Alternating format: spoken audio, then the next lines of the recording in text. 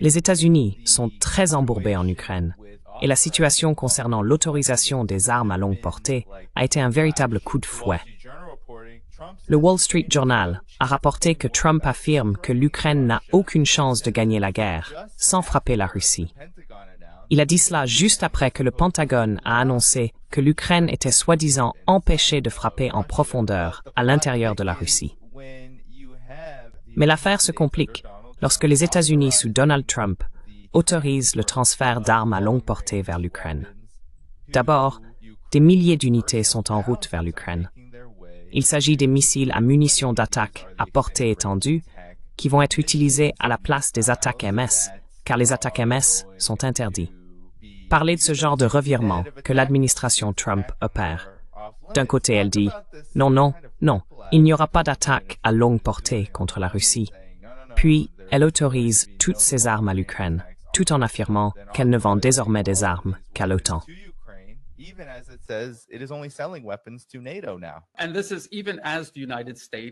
Et cela alors même que les États-Unis effectuent des vols de reconnaissance pour fournir des informations de ciblage à l'Ukraine afin de mener des frappes à longue portée avec des missiles ukrainiens. Donc encore une fois, ce n'est que du théâtre. Si vous avez vu le titre de l'article qui parlait d'interdire à l'Ukraine d'utiliser des missiles américains pour frapper la Russie, il disait que c'était pour amener Poutine à la table des négociations ou à des discussions, ou peu importe comment ils appelaient cela. Et encore une fois, c'était juste pour essayer d'attirer la Russie, non pas pour la piéger dans un gel du conflit, mais pour la forcer à se retrouver dans une position où elle se sentirait obligée d'accepter un nouveau gel à la Minsk. Et la Russie a dit non.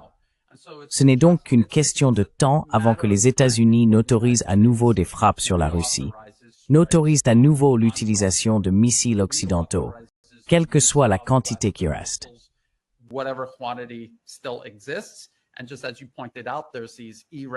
Et comme vous l'avez souligné, il y a ces ERAM, c'est peut-être ainsi qu'ils les appellent, des missiles qui sont en route. Ce sont essentiellement des bombes planantes, d'après ce que nous pouvons en dire. Des bombes planantes équipées d'un petit moteur à réaction, comme un missile de croisière en quelque sorte. Elles sont censées être extrêmement peu coûteuses et pouvoir être produites en plus grande quantité que les missiles de croisière. Il semblerait même qu'elles aient une portée plus longue que la version des missiles Storm Shadow et Scalp envoyés en Ukraine, qui a une portée plus courte en tant que version d'exportation que les versions utilisées par les États-Unis, le Royaume-Uni et la France.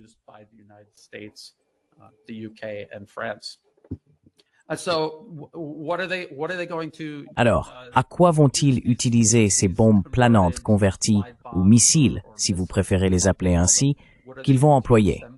Ils vont frapper des cibles plus en arrière de la ligne de contact. Cela ne va rien changer. Je crois que le chiffre officiel est de 3350. C'est ce qui est vendu à l'Ukraine. Nous n'avons aucune idée du nombre réel de ces armes qui existent. Ce n'est presque certainement pas la totalité. Elles sont en cours de fabrication en ce moment. Il me semble avoir vu quelque part qu'ils ont dit que les 1000 premiers arriveraient en Ukraine sur une période de 2 ans. 2 ans, juste pour obtenir 1000 de ces missiles. Et Danny, tu parlais du nombre de missiles et de drones utilisés lors d'une seule attaque par la Russie. Il y a donc un décalage énorme.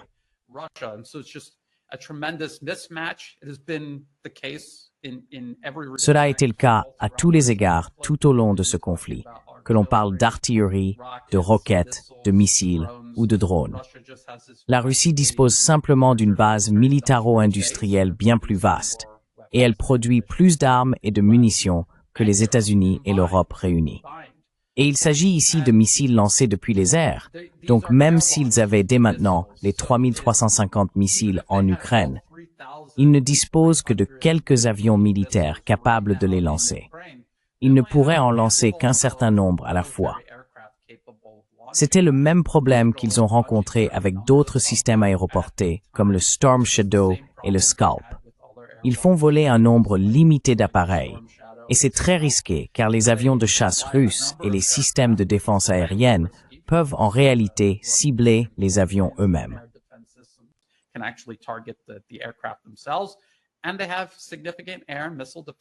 Et ils disposent de systèmes de défense aérienne et antimissiles importants, capables d'abattre ces missiles. Il faut lancer un très grand nombre de ces missiles, simplement, pour saturer les défenses aériennes et antimissiles russes, dans l'espoir qu'au moins quelques-uns parviennent à passer. À un moment donné, ce que faisait l'Ukraine, c'était de frapper des cibles civiles, parce qu'elle ne pouvait pas atteindre quoi que ce soit qui était réellement protégé par les systèmes de défense aérienne et antimissiles russes. Il s'agit donc d'une nouvelle administration, d'une nouvelle sorte d'arme miracle.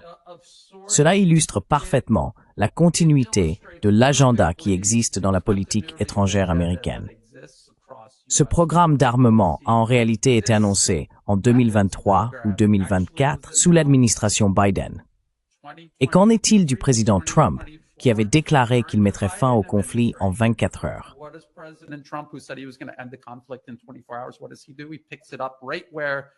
Que fait-il? Il reprend exactement là où l'administration Biden s'est arrêtée, et il continue dans cette voie. Il va jusqu'au bout. Ceux-ci, quelle que soit leur quantité, arriveront et seront ensuite utilisés. Et nous assistons en ce moment même, en temps réel, à l'administration Trump qui façonne le récit pour passer de l'interdiction de l'utilisation de missiles longue portée contre des cibles en Russie à leur autorisation éventuelle. Reviet tempraptoward nu ans prepamintes. Je veux dire, c'est comme d'habitude. C'est la suite de ce qu'ils avaient prévu. Si vous vous souvenez, j'ai parlé du troisième décalage. Vous savez, c'est la doctrine de la guerre.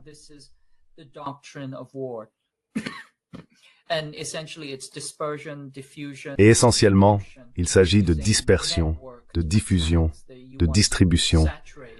Utiliser des attaques en réseau pour saturer et submerger avec des attaques diffuses et réparties, en particulier en utilisant des armes à longue portée. Mais bien sûr, tout cela repose sur l'idée que vous disposez réellement de la capacité industrielle nécessaire. Et nous savons que les États-Unis se désindustrialisent depuis maintenant 50 ans. Et en se désindustrialisant, ils ont également perdu des compétences depuis 50 ans. Leur intention était de faire en sorte que leurs autres vassaux, notamment le Japon, la Corée et l'Inde, deviennent les principaux fabricants de la chaîne d'approvisionnement industrielle.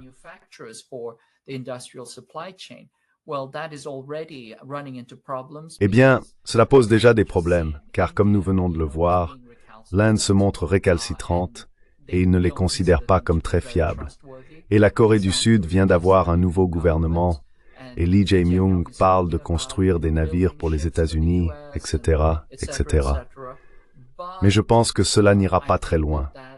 Je ne crois vraiment pas que Lee Jae-myung veuille s'impliquer dans une guerre américaine.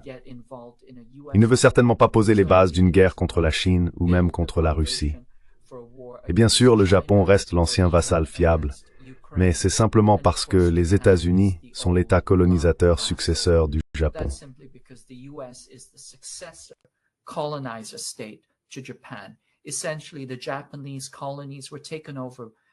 Essentiellement, les colonies japonaises ont été prises par les États-Unis, Taïwan, la Corée du Sud, les Mariannes, les îles Marshall, Guam, toute la chaîne d'îles du Pacifique, les îles Ryukyu, Okinawa. Ils sont donc essentiellement devenus les successeurs coloniaux de l'Empire japonais, et ils occupent les colonies que le Japon possédait. Mais malgré cela, je ne pense pas que cela suffira. Je ne pense pas qu'il y ait suffisamment d'armements dispersés à longue portée. Je ne pense pas qu'ils aient correctement mis en place l'automatisation. Je pense qu'ils vont s'appuyer sur la guerre sous-marine, qui est un élément clé du troisième décalage stratégique. Je pense qu'il y aura beaucoup de tromperies ou d'attaques trompeuses impliquées.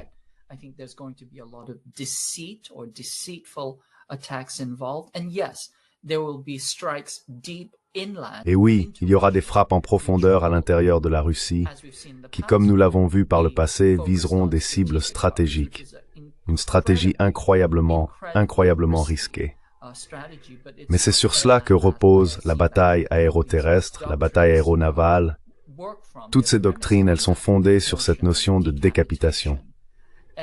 Et ce qui m'inquiète le plus, parce que les États-Unis n'ont pas la capacité conventionnelle, c'est qu'ils vont utiliser des armes nucléaires tactiques comme moyen de faire pression et de créer un avantage.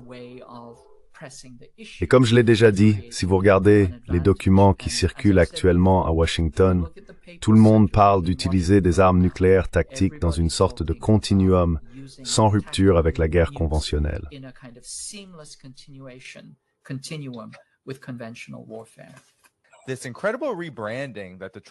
Cette incroyable opération de rebranding que l'administration Trump est en train de mener en ce moment concernant l'armement de l'Ukraine.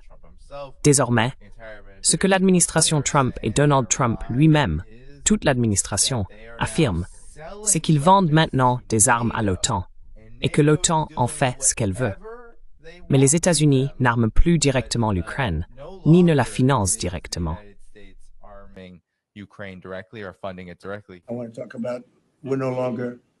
Je veux parler du fait que nous ne finançons plus l'Ukraine, mais que nous sommes impliqués dans les efforts pour essayer d'arrêter la guerre ou les tueries en Ukraine. Donc nous vendons des missiles et du matériel militaire, des millions et des millions, au final des milliards de dollars, à l'OTAN, avec qui j'ai d'excellentes relations et une grande amitié. Mais c'était un voyage incroyable. Donc c'est eux qui financent toute la guerre. Nous ne finançons rien. Je pense que c'est un point important à souligner car beaucoup de gens ne le comprennent pas.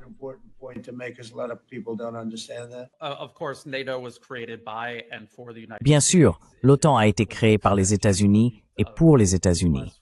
C'est tout simplement une extension de la politique étrangère américaine. Les États-Unis contrôlent tout ce que fait l'OTAN. Ils en sont le principal financier et financent tout ce que l'organisation entreprend. Ce que nous voyons ici, c'est un jeu de dupes politiques et financiers orchestré par l'administration Trump. Le but est de tromper les propres partisans de Trump, ceux qui ont voté pour le président. C'est une façon de dire « Je sais que vous m'avez élu pour mettre fin à toutes ces guerres d'agression à l'étranger, que nous avons tous reprochées au président Biden, et nous allons continuer toutes ces guerres. Mais au moins, l'argent des contribuables américains ne sera pas dépensé pour la guerre, ce qui est faux. Bien sûr, ils vont continuer à dépenser de l'argent pour ces guerres. Tout ce que font les États-Unis pour soutenir cela, même s'ils ne financent pas directement les armes, ce qu'ils pourraient d'ailleurs très bien faire aussi.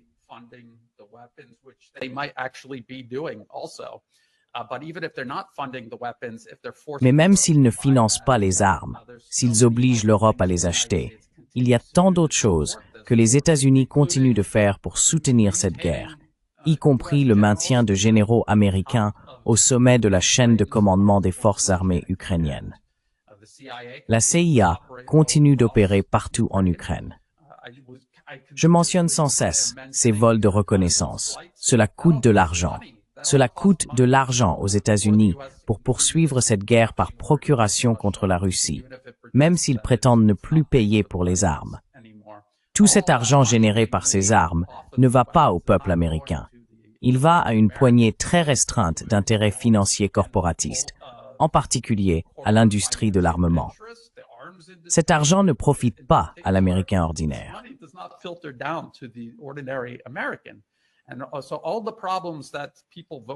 Ainsi, tous les problèmes pour lesquels les gens ont élu le président Trump persistent, et non seulement persistent, mais sont aggravés par cette politique. Maintenant, vous dites que nous n'envoyons pas les armes, nous les vendons. C'est exactement la même chose. C'est exactement la même chose. Et nous voyons actuellement l'Europe commettre un suicide collectif aux côtés de l'Ukraine qui commet un suicide national. Nous voyons leurs économies s'effondrer pour de multiples raisons, mais toutes liées à la poursuite de l'hégémonie américaine au détriment de l'Europe, pour Washington et Wall Street. J'écoutais justement de Duran. Il parlait d'un possible plan de sauvetage du FMI pour le Royaume-Uni, voire même pour la France.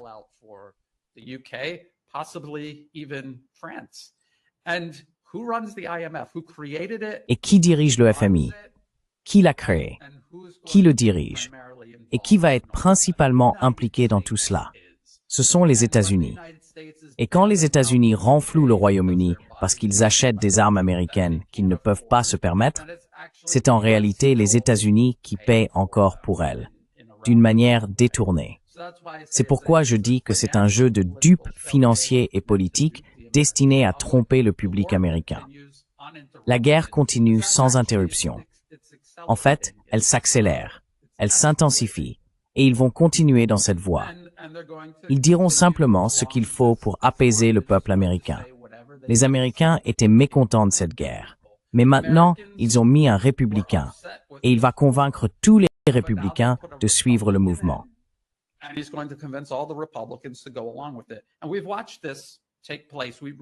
Et nous avons vu cela. Nous nous souvenons que Bush Jr. disait qu'il allait mettre fin à toutes les aventures militaires à l'étranger. Puis il a lancé 2 grandes guerres et a rallié tous les républicains. Ensuite, nous avons entendu Obama dire qu'il allait mettre fin à toutes les guerres de Bush, puis il les a toutes poursuivies, et on a commencé de nouvelles. Il a embarqué tous les démocrates, qui étaient censés être anti-guerre, dans une guerre mondiale absolument partout. Et puis Trump, puis Biden, et maintenant Trump à nouveau. Donc c'est une arnaque très familière, je dirais.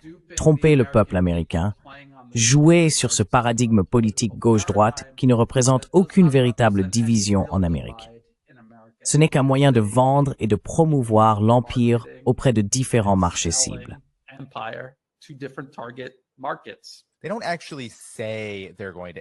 Ils ne disent jamais vraiment qu'ils vont mettre fin à ces guerres. C'est toujours un processus très soigneux dans l'utilisation du langage. Par exemple, Obama, avec son « les guerres stupides de Bush vont être réduites ». Et bien sûr, Bush faisait de même, en disant « eh bien, nous allons réduire notre présence militaire ». Trump a dit cela maintenant, sous 2 administrations différentes, qu'il y aurait la paix, une détente avec la Russie, qu'il y aurait une fin au conflit en Ukraine. Et pourtant, les choses continuent. Donc, qu'agit avec cela, on a l'impression qu'il s'agit d'un exercice de rebranding intentionnel et délibéré, car Donald Trump l'a répété à de nombreuses reprises.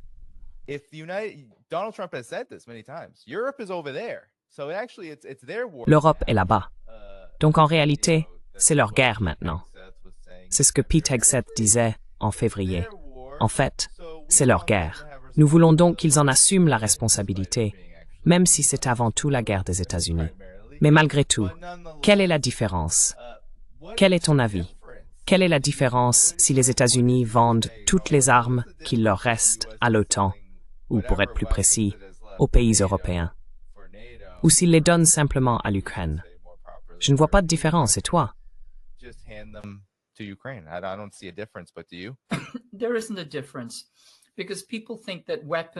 Il n'y a pas de différence, car les gens pensent que les armes ne sont que du matériel, mais ce n'est pas le cas. Vous savez, le champ de bataille moderne est un système d'opération interarmée en réseau, totalement interconnecté. Pour que la soi-disant chaîne de destruction d'une entreprise d'armement fonctionne, il faut des capteurs, des radars, des centres de décision et tous les réseaux de données tactiques qui relient tout cela. Et tout cela est fourni comme un ensemble complet. Donc dire « Oh, nous les vendons plutôt que de les donner », c'est une distinction sans différence. C'est tout le système qui est déployé et utilisé, et il reste sous contrôle américain.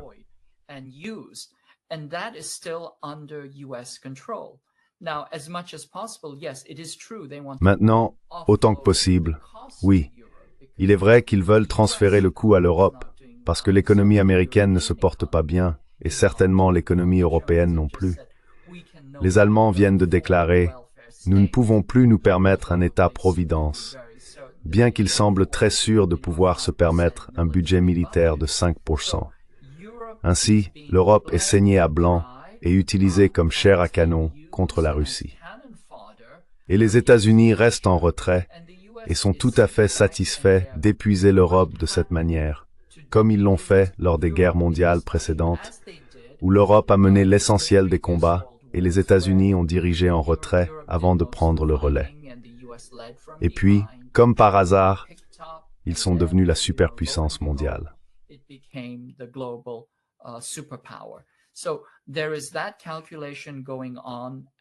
y a donc aussi ce calcul en cours. Et puis, vous savez l'idée que nous sommes en train de heurter un véritable mur, non seulement sur le plan stratégique, mais aussi géoéconomique. Le système capitaliste est essentiellement en plein effondrement. Et comme je l'ai déjà dit, lorsque le système fait un arrêt cardiaque, le seul défibrillateur que l'on utilise pour réanimer le cadavre du capitalisme, c'est la guerre. Nous nous dirigeons donc vers une guerre mondiale totale, et les États-Unis sont ravis de profiter de ce processus, tout en essayant de sous-traiter, de délocaliser et d'externaliser autant que possible leur travail à leurs vassaux. Et bien sûr, les vassaux tombent dans le piège.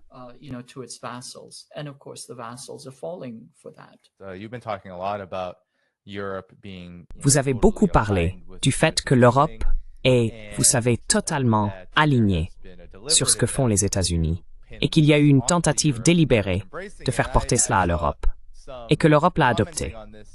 J'ai vu des commentaires à ce sujet disant qu'il est assez intéressant de constater que, au moment où l'hégémonie américaine atteint ce genre de point de crise et qu'il devient plus difficile d'influencer et de contrôler ces sphères de pouvoir, les États-Unis sont incapables de vraiment déplacer la Russie et la Chine, en particulier, comme ils le souhaiteraient, de leur position montante. Pourtant, l'Europe est de plus en plus alignée et attachée aux États-Unis. Pourquoi pensez-vous que c'est le cas? Parce que beaucoup de gens se posent la question. Pourquoi pensez-vous que l'Europe est si attachée à son maître, ou, comme l'a dit Mark Rutte, le secrétaire général de l'OTAN, à son papa, pour ainsi dire, en utilisant même ce genre de langage?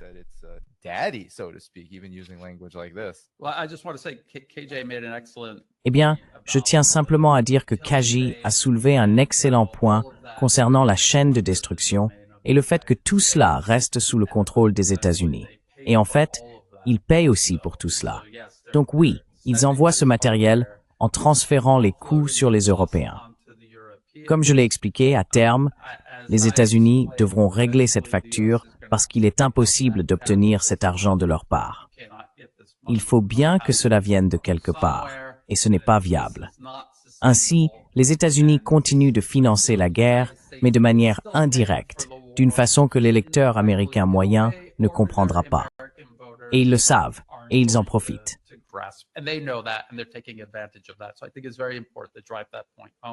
Je pense donc qu'il est très important de bien insister sur ce point. Cela nous amène à la question suivante. Pourquoi l'Europe agit-elle ainsi? Pourquoi prennent-ils des décisions qui, de toute évidence, ne profitent ni à l'Europe collectivement, ni à aucun des États membres de l'Union européenne individuellement? Pourquoi font-ils cela? Je vois beaucoup d'analystes commettre cette erreur. Ils examinent les intérêts d'un pays en particulier et supposent automatiquement que les dirigeants de ce pays vont poursuivre ces intérêts. Ils disent « cette guerre n'a aucun sens ». Les Européens ne vont évidemment pas accepter cela.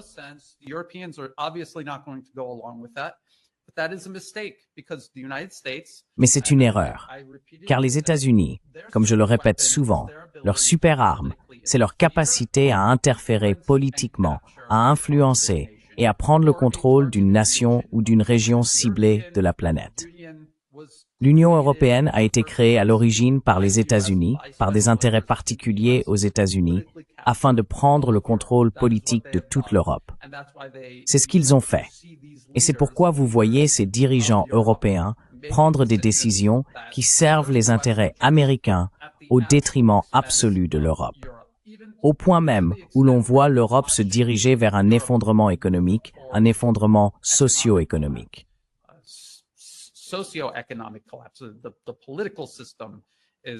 Le système politique est insoutenable.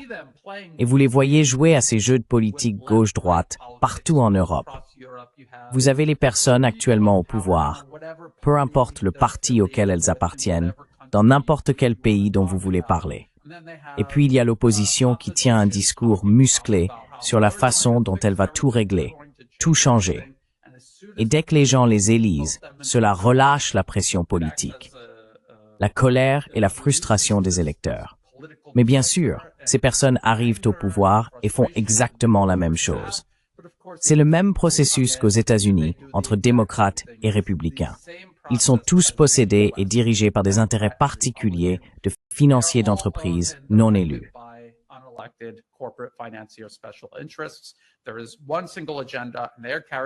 Il n'y a qu'un seul agenda, et ils le mettent en œuvre, simplement en utilisant des slogans différents, du rebranding et des promesses non tenues pour continuer à repousser les problèmes. C'est exactement ce qu'ils font en Europe. Et tant qu'un pays donné est politiquement sous l'influence des États-Unis, au lieu de supposer qu'il poursuivra ses propres intérêts, il faut partir du principe qu'il servira les intérêts américains à ses propres dépens, peu importe le coût. Il faut donc analyser un pays non seulement en fonction de ses véritables intérêts fondamentaux, mais aussi selon que le gouvernement en place est ou non sous emprise politique. Si c'est le cas, il ne faut pas espérer qu'il défendra ses propres intérêts ou qu'il finira par rompre avec les États-Unis. Et une dernière chose que je voudrais dire, c'est qu'avant 2014, il était évident que les intérêts de l'Europe étaient du côté de la Russie et de la Chine.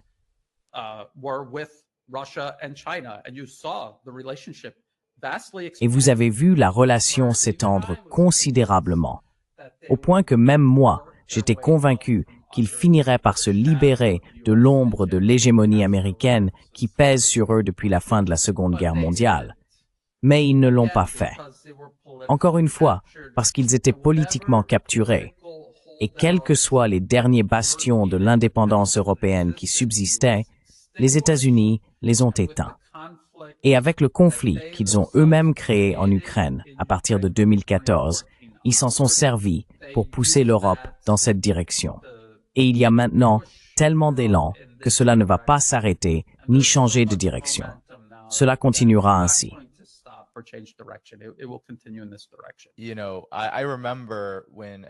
Vous savez, je me souviens quand Emmanuel Macron a visité la Chine.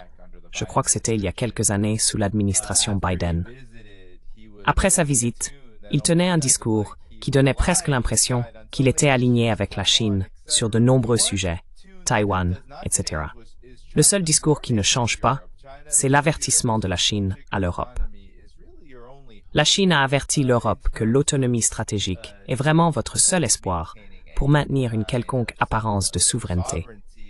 Et maintenant, on se retrouve dans une situation où l'Europe ne se contente pas de prendre avec enthousiasme le rôle de principal chien d'attaque tenu en laisse par les États-Unis concernant l'Ukraine face à la Russie. Mais on voit aussi des pays européens prêts à sanctionner la Chine et maintenant à sanctionner l'Iran. On dirait qu'ils sont très déterminés à suivre l'agenda des États-Unis.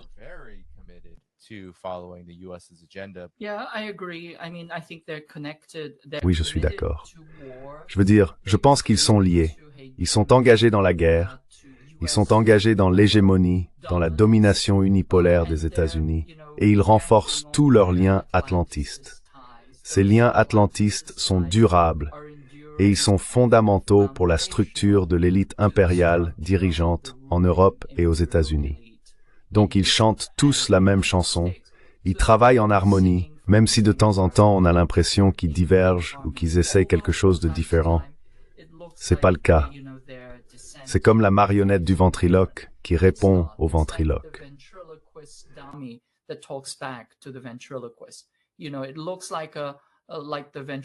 On dirait que la marionnette du ventriloque est en train de se disputer, mais non.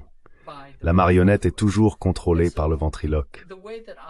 Et donc la façon dont je le vois, et encore une fois c'est une vision d'ensemble, c'est qu'en 2008, le président français de l'époque, Nicolas Sarkozy, a dit « Laissez faire, c'est fini ». Il a dit « Le capitalisme, c'est fini », parce que c'est essentiellement ce qui s'est passé. Le système financier mondial s'est effondré sous les yeux de l'élite impériale dirigeante. Et c'est à ce moment-là qu'ils ont compris qu'ils devaient prendre des mesures extrêmes. Quelles sont ces mesures extrêmes? Eh bien, la mesure extrême, c'est que lorsque vous avez un capitalisme de monopole, il se heurte à une crise, une baisse du taux de profit, si vous voulez.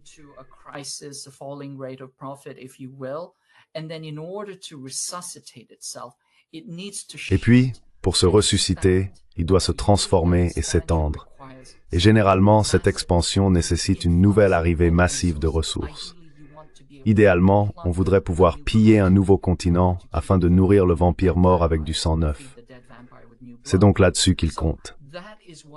Et le principal champ de ressources qu'ils considèrent comme inexploité, il y a des zones plus petites, comme par exemple le Myanmar, qu'ils voulaient intégrer parce qu'il est très riche en ressources, mais en réalité, la véritable ressource qu'ils veulent piller et exploiter, c'est la Chine.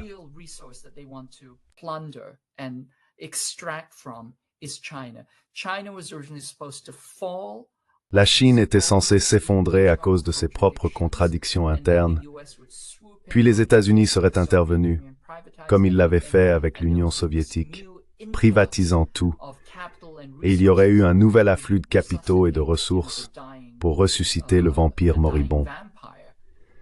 Mais ce qui s'est passé en 2008, c'est que c'est en réalité l'Occident qui s'est effondré sur lui-même, et c'est la Chine qui est restée forte. Les États-Unis ont dû aller voir la Chine, la main tendue, pour demander un renflouement. Et bien sûr, une fois qu'on a fait cela, les États-Unis ne pourront jamais pardonner à la Chine de les avoir aidés quand ils étaient à terre. Vous savez, aucune bonne action ne reste impunie. Et c'est à ce moment-là que les couteaux sont sortis.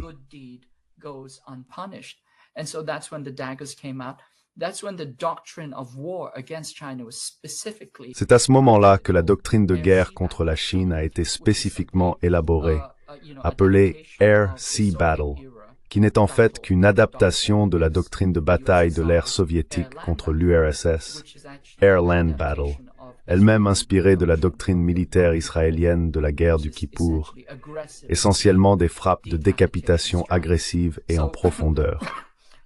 Les Européens ont donc deux options. Ils peuvent choisir la coopération gagnant-gagnant avec la Chine, le Sud global et les BRICS émergents, ce choix leur appartenait, ou bien ils peuvent envisager les choses en termes d'hégémonie et de domination unipolaire.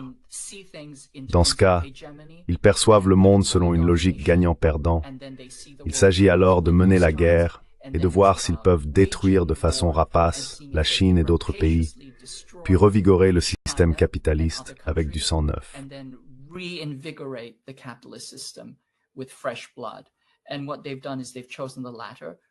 Et ce qu'ils ont fait, c'est qu'ils ont choisi la seconde option, principalement parce que cela fait partie de leur endoctrinement.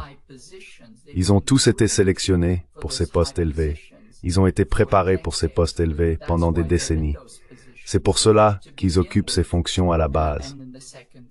Et ensuite, il y a vraiment cette idée raciste et suprémaciste, selon laquelle, vous savez, nous ne voulons pas d'égaux.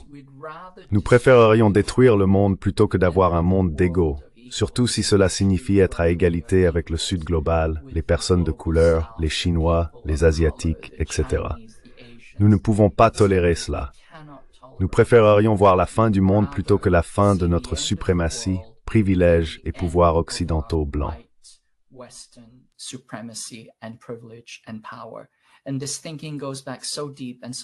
Et cette façon de penser remonte à très loin et est profondément ancrée. C'est la raison pour laquelle, par exemple, lorsque George Kennan a été interrogé à propos du long télégramme, quelqu'un lui a demandé « Nous avons coexisté avec tous ces autres pays, les Français et les Britanniques ont coexisté. Pourquoi ne pouvons-nous pas coexister avec la Russie ?» Il a hésité à parler de sociologie, de psychologie, d'histoire, etc., etc. Et puis, il a fini par résumer parce qu'il en avait assez de parler. Il a dit, le fait est que les Russes sont une race asiatique et que nous ne pouvons pas avoir de relations d'égal à égal avec eux.